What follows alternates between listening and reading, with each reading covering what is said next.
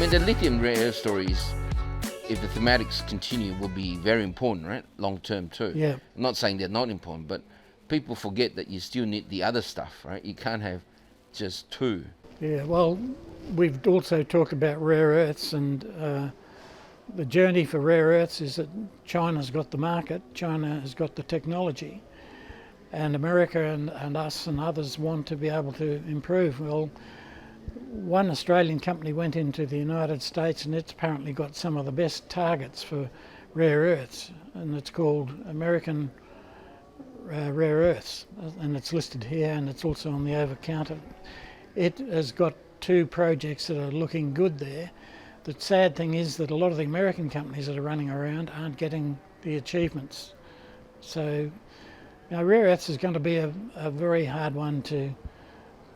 I think the talk about it now is overblown in terms of potential, because all the juniors are talking about the rare earths they're finding, but finding the right rare earths in the right mix. I want to say metallurgy is going to be a big issue for some of them, and that's been proven more than once. And then you get politics, like Linus had problems early when he went to Malaysia. It's taken Linus 20 years to get where it is now, and look at it now, it's fabulous.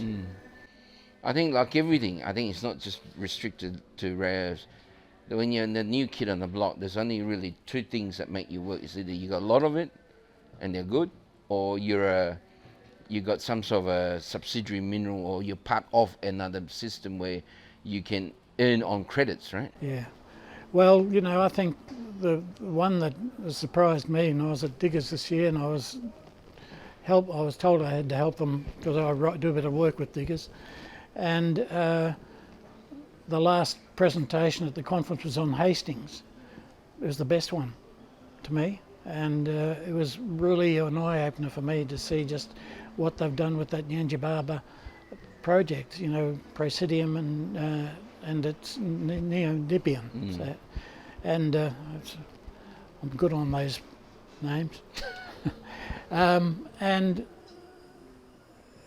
as a result, of course, I think that publicity alerted Twiggy Forrest to be a big investor in that. They've already got grants, they've got everything else going for them. They've got the cash, I believe they've got the targets. They're going to have a big impact on Australian rare earths, and I hope there's more. I remember Hastings telling that story almost 10 years ago, and everyone's just, nah, that's not going to happen. Well, it takes a while to be able to get there, doesn't it? Yeah. And it's, you've got to develop the technology, you've got to have a great understanding of the metallurgy with those things. So, I've seen many disasters. One of the projects that's coming through now for lithium is it core lithium up at the Finniss River?